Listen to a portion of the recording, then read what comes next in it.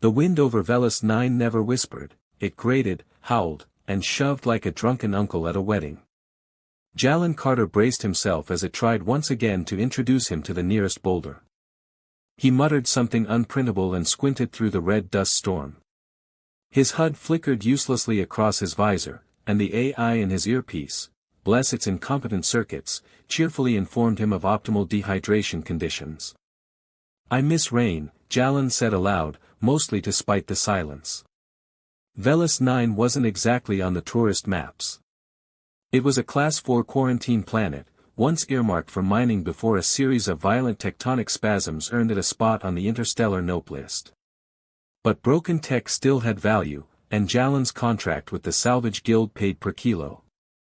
So when a scout ship's distress signal pinged 3 days ago from Sector Kappa 9, he packed his gear, grumbled through 2 jump gates, and walked into hell.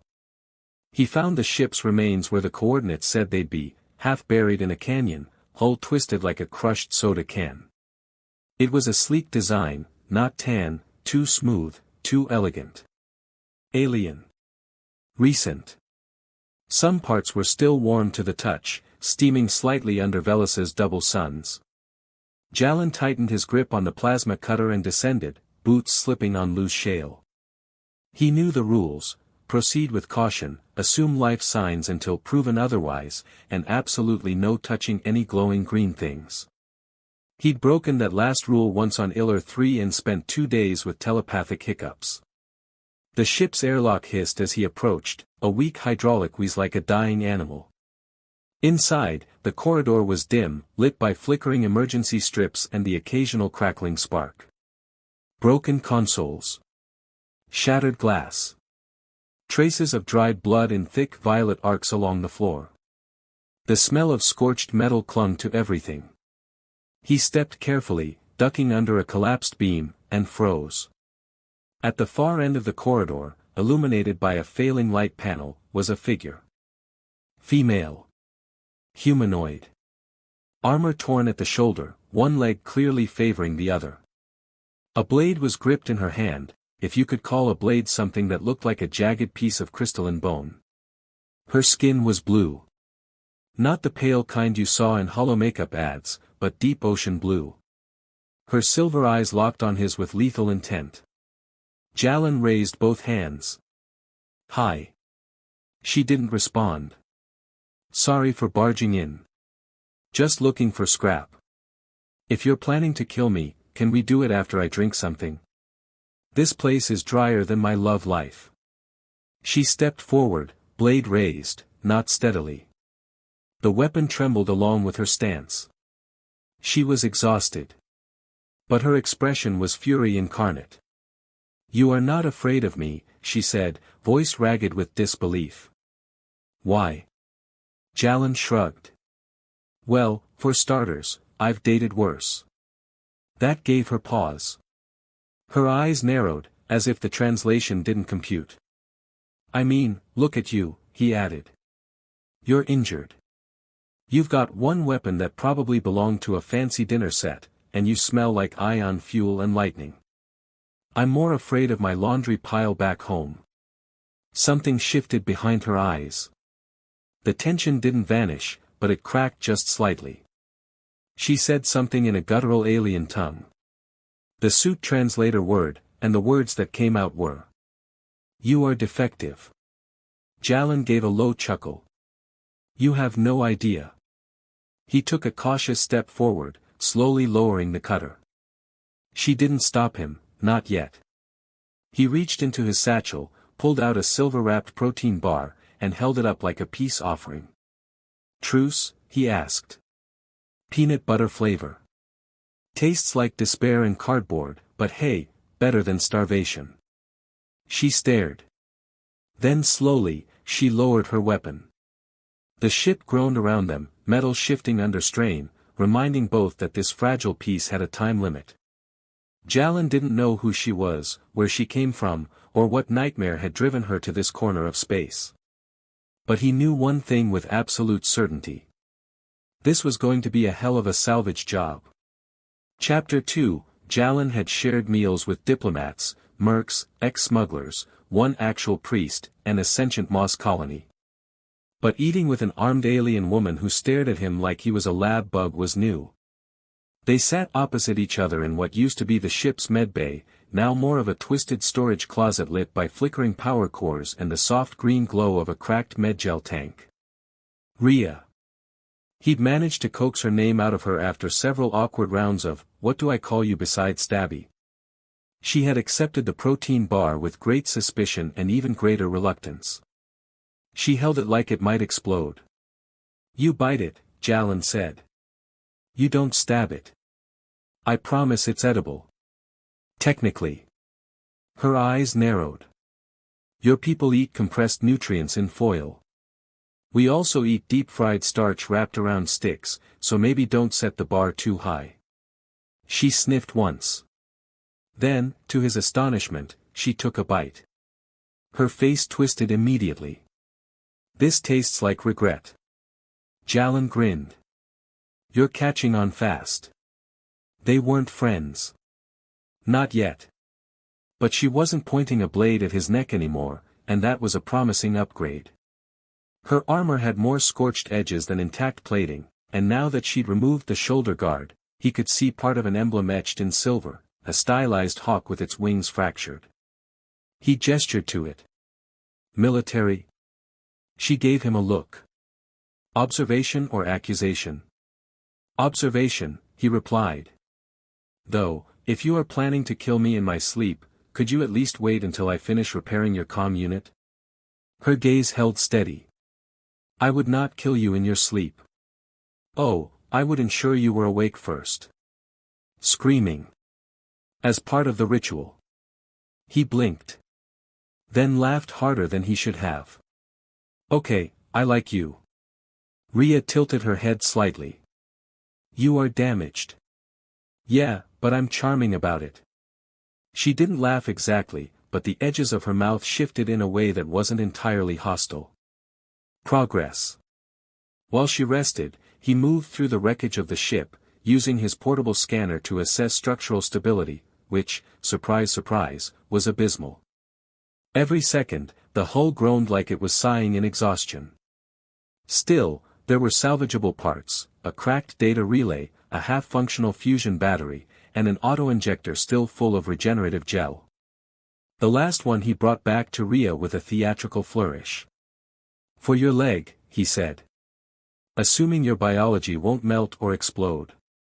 She took the device, examined it, then jabbed it into her thigh without hesitation. Her body stiffened, jaw clenched, but then she exhaled slowly. "No explosion," she said. "Shame. Would have made a great story." By the time night fell, well, the closest thing to night on Velis 9, which looked more like the sky just giving up and turning purple, they'd set up a makeshift shelter using shards of the ship's inner hull and thermal blankets. Jalen offered her the driest blanket, the least dented rations, and the last of his filtered water. She accepted only the blanket. "Why help me?" she asked. He leaned back against a slab of broken alloy, staring at the stars. "Because you looked like you needed it. And I'm either a decent person or I've hit my head one too many times." She was silent for a long moment. "My people would not do the same." Jalen shrugged. "Guess it's a good thing you crashed into me instead of them." Then he added, "Also, my ship AI thinks I have a savior complex. I'm just trying to prove her wrong." "She is not wrong. I liked you better when you had a blade to my throat." The wind outside rattled a loose panel. For a moment, the quiet between them wasn't heavy. It was almost companionable, two strangers wrapped in exhaustion and mystery, huddled in the ruins of everything they'd been. Rhea's voice broke the stillness. "I do not understand you." He smiled to himself, eyes still on the stars. "Most people don't." Morning on Velis 9 was less a sunrise and more a reluctant shift in lighting, like the planet itself had hit snooze on the stellar cycle. Jalen woke with his back pressed against cold alloy, his right leg half asleep, and his face buried in what he sincerely hoped was a thermal blanket and not something alive. Rhea was already awake. She sat cross-legged near the edge of the broken hull, armored torso reflecting dull light, her head tilted toward the wind. Her blade, still cracked and still menacing, rested across her lap. She looked like a statue carved from war and silence. "Good morning," Jalin mumbled, stretching until something in his shoulder made a sound like a cork being pulled from a bottle. She didn't look at him. "Your respiration was irregular during the night." "I snore," he said. "Also, I dream about snack machines. Deep, haunting dreams. Sometimes the candy gets stuck behind the glass. That is distressing." He blinked. "Was that your first joke?" She glanced over, deadpan. "You flatter yourself." The moment passed, but the edge had softened. That was happening more often, he realized. Not that she was warming up to him exactly, but that her knife's edge seemed to be sheathing itself more and more by the hour. Whether that meant she trusted him or was just conserving energy before gutting him, he hadn't decided. The ship had grown unstable overnight. A structural scan showed the main support beams were bowing under pressure, and the auxiliary power core had started leaking something with the consistency of glowing syrup. Jalin had named it, "Don't touch that," and moved on. "Time to move," he said, rolling up their makeshift bedding and slinging his pack over his shoulder. "I spotted a ridge to the northwest yesterday. Might be a mining outpost up there. If the map on my suit isn't lying again." Rhea stood, tested her weight on her leg, and nodded once. No complaints. She moved with more fluidity now, though every few steps her breath hitched just enough for Jalin to pretend he didn't notice. They emerged from the carcass of the ship into a world of jagged rocks and crystalline sand. Vast glass-like structures jutted from the ground like alien thorns, catching light and humming faintly.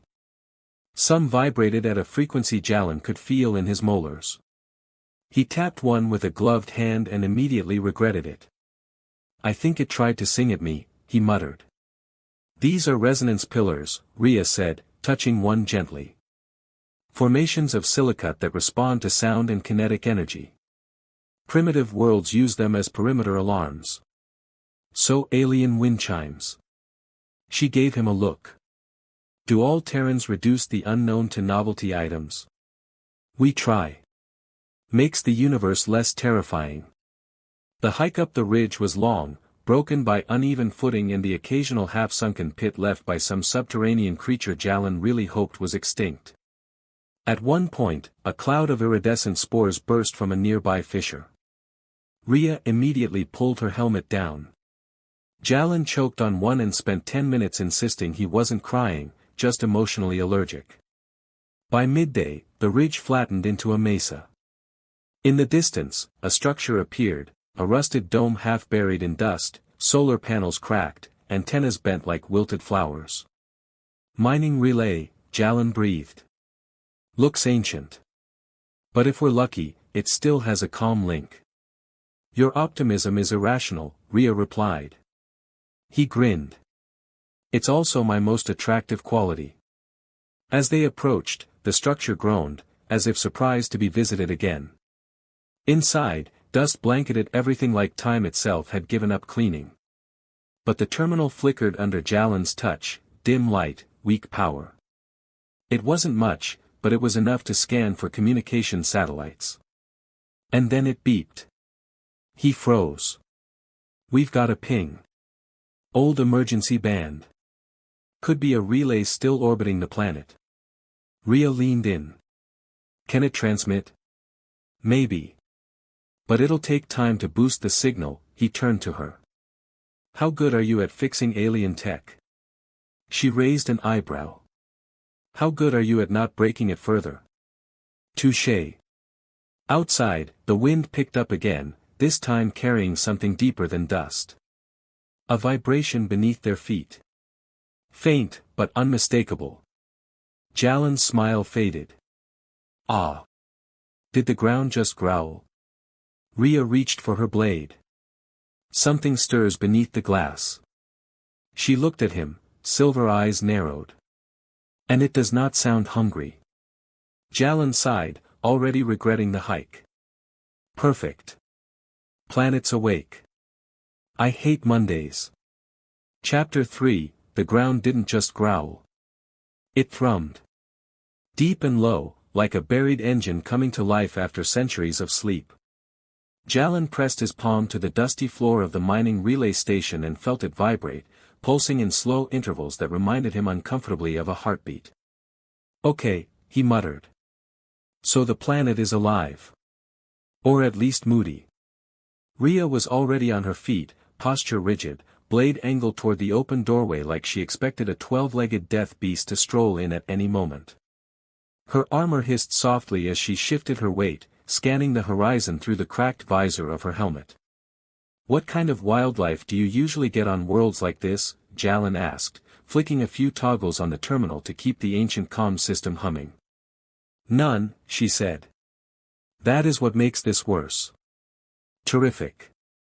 Outside, the glass-like terrain of the mesa quivered, and several of the tall resonance pillars began to glow faintly, one after another like dominoes of light.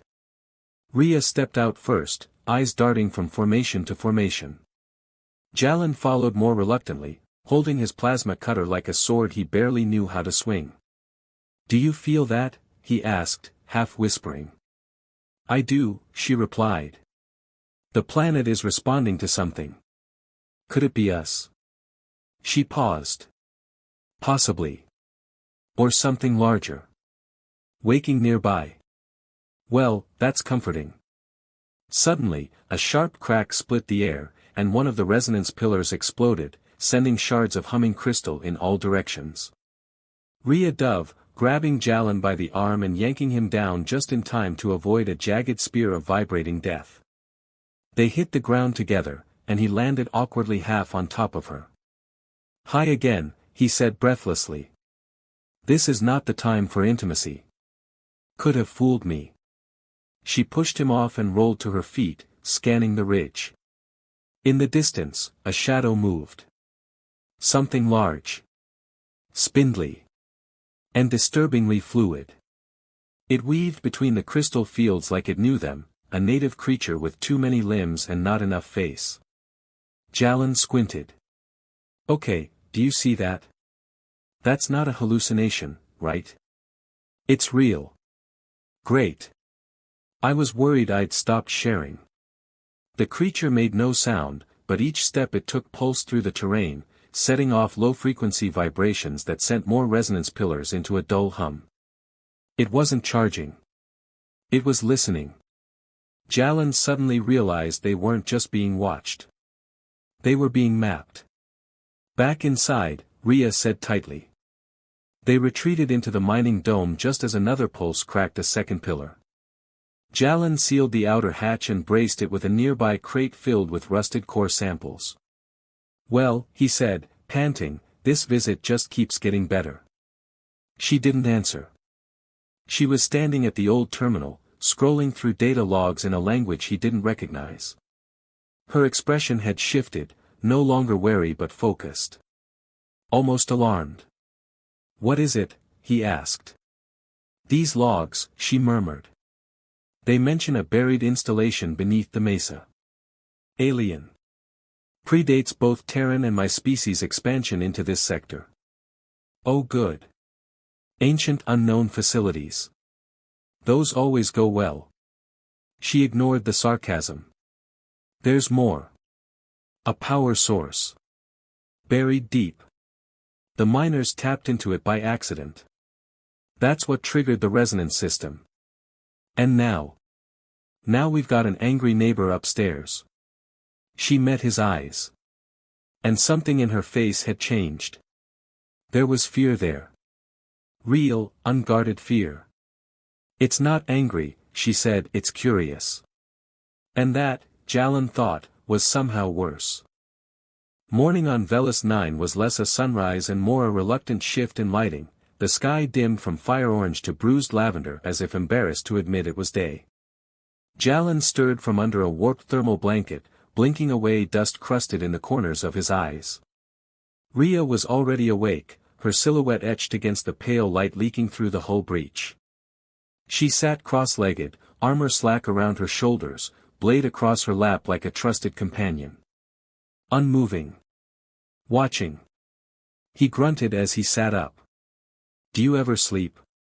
"Sleep is vulnerability," she replied without looking at him. "That's a yes, then." She didn't dignify it with a response. He shuffled toward their dwindling rations. 2.5 protein bars, 3 hydration packs, and 1 emergency flask of bitter caffeine concentrate that Jalen had been hoarding like sacred relic. "Breakfast," he said, tossing a bar toward her. Rhea caught it mid-air, inspected the wrapper like it might bite, and finally peeled it open. "It still tastes like despair," she muttered. "And now you sound like me. I should be concerned." She took a bite and actually chewed it this time. Progress. An hour later, they set out. Jalen had marked a potential comms relay on his wrist pad, a relic of the old mining operations from before Velis 9 had been condemned. It sat atop a jagged mesa northwest of the crash site, but to get there, they had to cross a field of spired crystal structures unlike anything either of them had seen up close. The resonance pillars. Up close, the formations vibrated faintly, like tuning forks that had been struck once and never stopped ringing. Translucent veins ran through their surfaces, flickering now and then with a light that wasn't quite natural. "Do not touch them," Rhea warned. "I never do," he lied, already itching to poke one. They were designed as sentinels. Alarm systems. Primitive but effective. Kinetic triggers activate their frequencies. Alien landmines that hum. Great. They wove carefully between them. Every gust of wind sent shivers through the pillars, setting off dull chimes that echoed like haunted wind chimes across the glass plains. Jalen glanced at Rhea. Her pace was slower than yesterday. The pain in her leg had returned, visible in the stiffness of her movements. He said nothing. Just slowed to match her. It took them hours to reach the base of the mesa. The climb was steep, but manageable thanks to the jagged outcroppings. By midday, they reached the summit. And found the mining relay. It was a half-collapsed structure of rusted metal and broken solar arrays. Antennas jutted into the sky like bent thorns. Dust covered everything. But the main hatch still worked, groaning open with a breath of stale air. Inside was worse. Shelves had collapsed. Monitors were shattered. The floor was littered with cracked data slates and wiring like spilled intestines. But the relay terminal was intact. Mostly. Jalen wiped the screen, praying to the nearest data spirit. It blinked. Flickered. Booted up. "I love you," he told the machine. Rhea rolled her eyes. "You have attachment issues. You say that like it's a bad thing." He worked fast, fingers dancing over the cracked keypad. The system was primitive, pre-expansion era, but functional. The relay could still ping orbital satellites, if any were still up there. He initiated a scan. It chirped. Then returned a blinking green light. Signal. He grinned like a man who had just found gold in a sewer. Emergency beacons active. Transmitting now. Should bounce off one of the older relays still in orbit. Maybe. Rhea leaned over him. How long until it reaches someone? Anywhere from 2 hours to 2 weeks. Galactic bureaucracy moves at light years per eternity. Then, the floor trembled.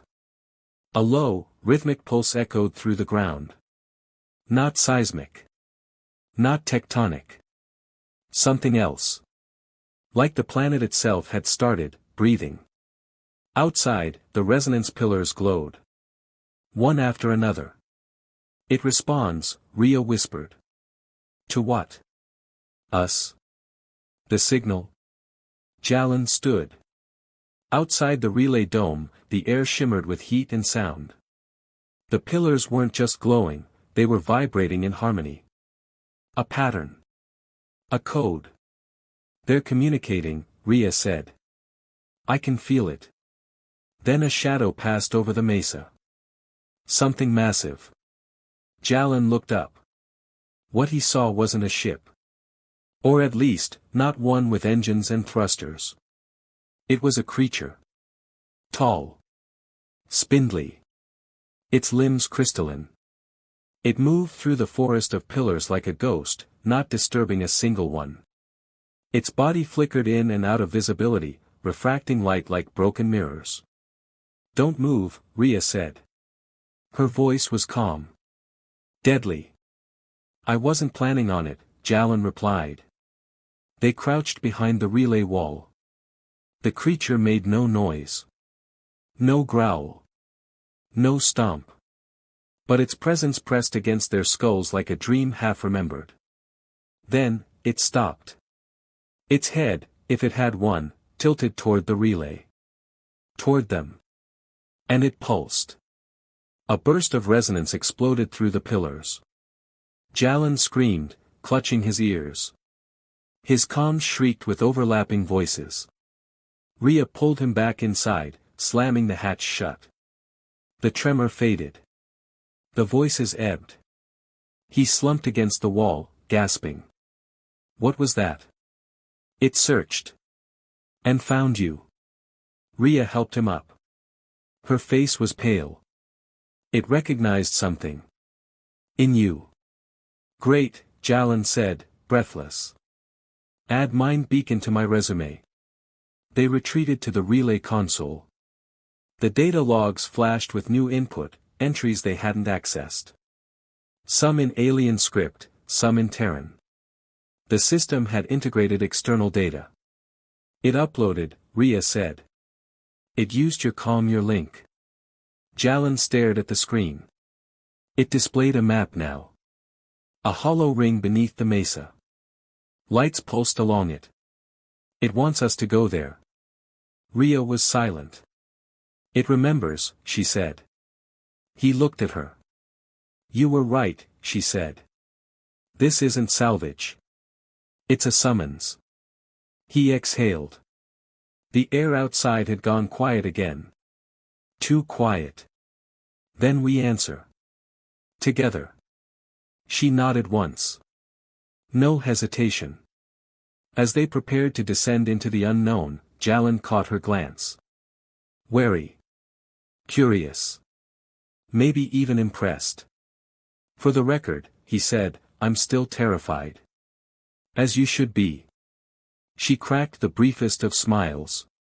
But not alone. The mining dome creaked as the subterranean hum deepened. The lights flickered once, twice, then steadied with a nervous buzz. Outside, the shadow had vanished, but the air still vibrated with something not entirely physical, a tension that sat like static on the skin.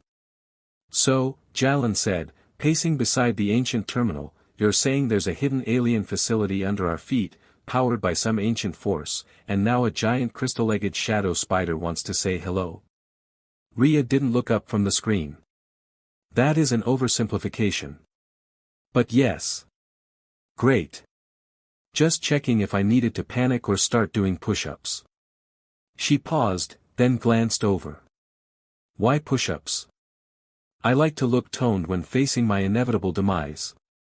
For half a second, the corners of her mouth twitched. Jalan counted that as a win. He leaned against a wall, watching her work. She navigated the alien system with surprising precision, hands dancing across holographic glyphs that shimmered in the air like water caught in sunlight. For the first time, he saw the cracks under her composure. She was focused, but the movements were tight, urgent. Whatever fire had driven her earlier was burning low now. But not out. "What are you looking for?" he asked. "Control nodes. This station's mainframe is still tethered to the underground grid. If I can find the right node, I can initiate a lockdown. At the very least, delay whatever is stirring beneath."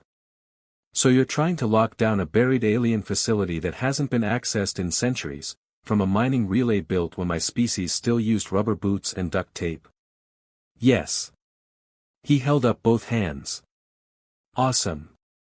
Just making sure I understood the plan." He crossed the dome to a sealed crate marked with faded warning symbols. If they were lucky, it held emergency supplies. If they were unlucky, it held teeth. Or spores. Or sentient teeth. It creaked open with a reluctant groan. Inside, a half-charged beacon drone, 3 solar flares, and a compressed ration bar labeled, steak. Probably. He pocketed the beacon, handed Rhea a flare, and held up the ration bar like a trophy. Dinner's on me. Or the floor, 5 seconds after we taste this. She took the flare, ignoring the bar. You never stop talking, do you? Only when unconscious or emotionally compromised. That one's rare. Again, not a laugh. But a flicker in her eyes. Something bright and fleeting, like the edge of a memory. Then the console beeped. I found it, she said, freezing mid-command. He stepped closer. The display showed a schematic, a vast, concentric structure coiled beneath the mesa. Layered rings. Pulsing nodes. And at its center, a dark rotating core. Jalin frowned. That's not a reactor. That's something else. Memory storage, Rhea said, her voice tight.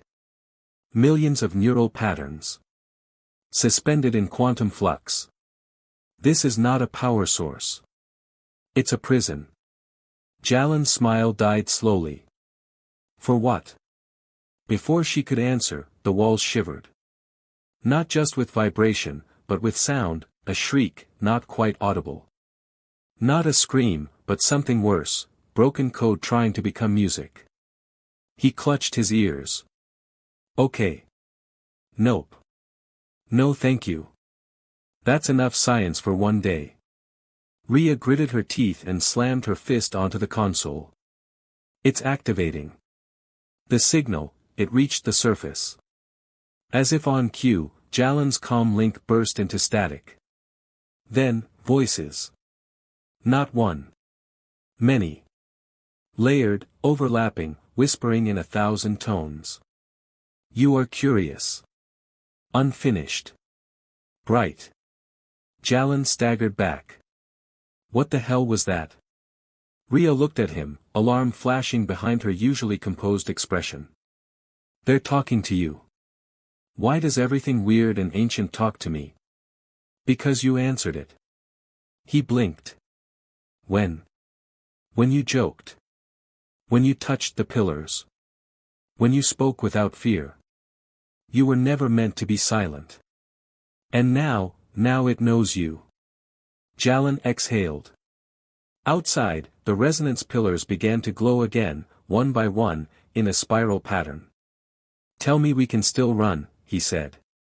Rhea didn't answer. Not right away. Then, we may not be running from it anymore. She looked at him, gaze intense. We may be running with it. Jalin stared. I don't know if that's better or worse. Rhea moved to the console again, typing rapidly. It's aligning. The structure beneath, it's opening. Not collapsing. Opening. The ground beneath them shifted. The mining dome shuddered, and the floor panels rattled as ancient hydraulics groaned awake. Through a small viewport, they saw the crystalline landscape fracture, not violently, but with purpose. A spiral of pillars lit the way down to a newly exposed stairwell. It made an entrance, Jalin whispered. That's thoughtful. You should not go alone. Didn't plan to. Together, they stepped out into the vibrating field. Light pooled beneath their feet, guiding them toward the vault that had waited longer than either of them had been alive. As they walked, the song of the pillars changed. Less warning, more welcome. And deeper still, something waited. The stairwell descended not into darkness, but into a calm, violet glow that pulsed in rhythm with their footfalls.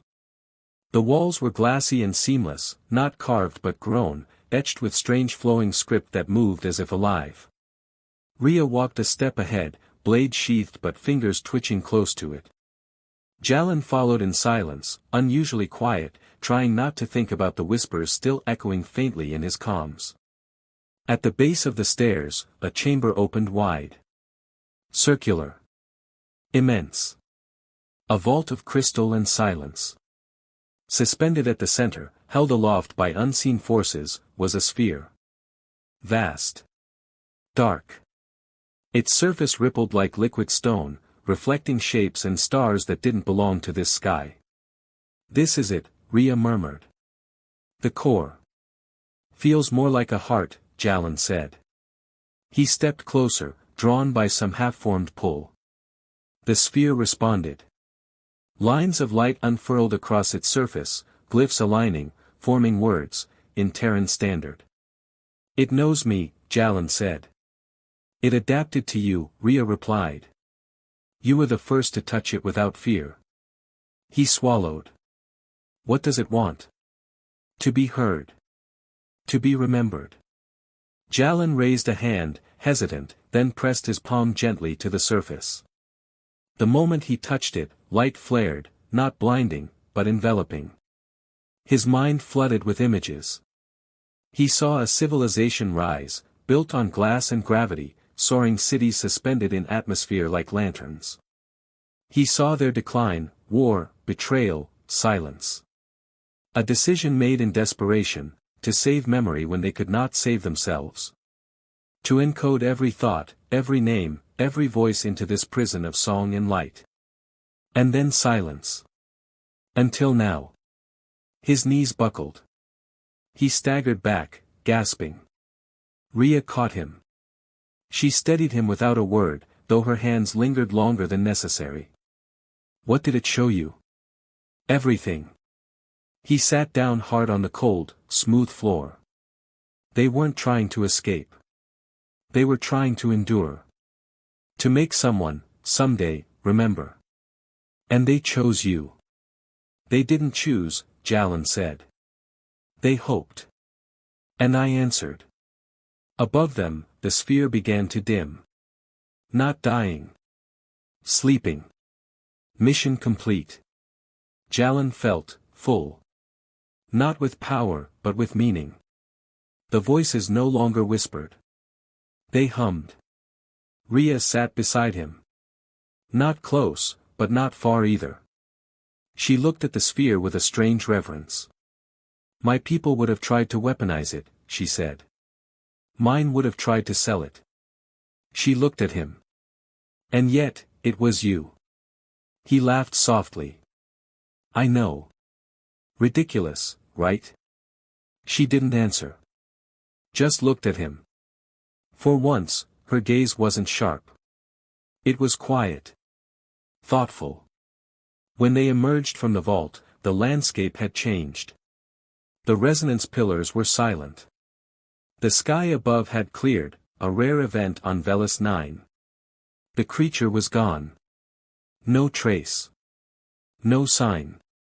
As if it, too, had been waiting for the song to end. On the ridge, the beacon drone blinked with a soft blue pulse. "Rescue," Rhea said. "Eventually," Jalan replied. They sat together, watching the stars blink into the purple sky. Jalan glanced at her. "So, what now? You go your way, I go mine. Do you want that?" He shrugged. "I came here looking for junk. Found ghosts and you. Not sure I want to let either go." She was quiet. "Then, you joke. But you carry something now. Something important." He nodded. "You too." We both walked in. And we both walked out. Changed. A pause. Then, a rare softness in her voice. "I do not understand you." "Yeah. But you don't stab me either. So, I call that progress." She almost smiled. "Rhea," he said quietly. "Yes. When that thing scanned me, I thought I was going to die. Instead, it asked me to remember. It trusted me. Not because I was strong, or smart. But because I didn't flinch." She turned to face him. "And you didn't run." He looked back at the now quiet vault. "I wonder if that's enough." "It is," she said. "For them. And for me. He blinked. You. She stood, extending a hand to help him up. I did not think Terrans could surprise me. He took her hand. We do that. It's our only consistent trait. They stood together, silhouetted against the quiet ruins of a world that had remembered through him. And for the first time, Jalan felt not like a salvager, but like a keeper. As the rescue ship approached in the distance, its lights casting long shadows across the crystalline plains, Jalan and Rhea watched in silence. The stars above seemed a little brighter. The universe a little less empty. And somewhere beneath their feet, 1,000 voices slept, finally at peace.